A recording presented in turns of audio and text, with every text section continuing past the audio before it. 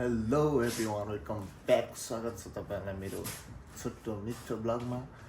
आज म तपाईँहरूलाई देखाउनेवाला छु मेरो चाहिँ होस्टेलको बाहिर एउटा च्यान गाडी छ होइन। लगभग 200-400 जना मान्छेहरू गाडीको च्यान गाडी छ, होस्टेलकै बाहिर छ।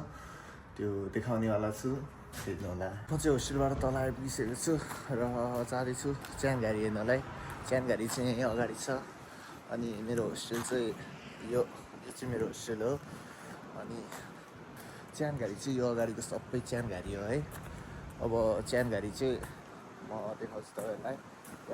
पुरै यो उतापट्टि साइडसम्म सबै च्यान गाडी छ। अनि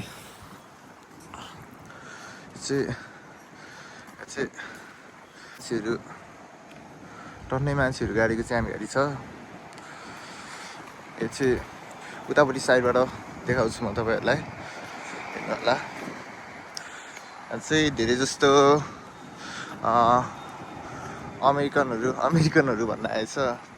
धेरै अब विदेशीहरूलाई होला, जापानिज भन्दा पनि चाहिँ राति मान्छेहरू टाइमको कारणले गर्दाखेरि बेलुका हेर्न आउने, फुलहरू चढाउन आउने गर्छन्।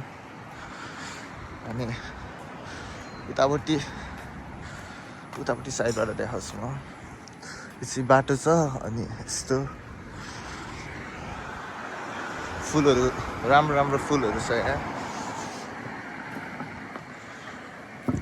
च्यान गाडी चाहिँ यो चाहिँ गेट हो। अनि यस्तो छ च्यान गाडी,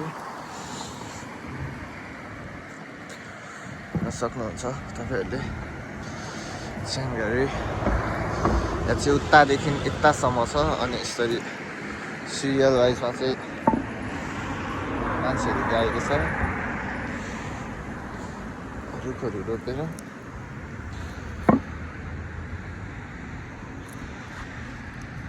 हस्, धन्यवाद।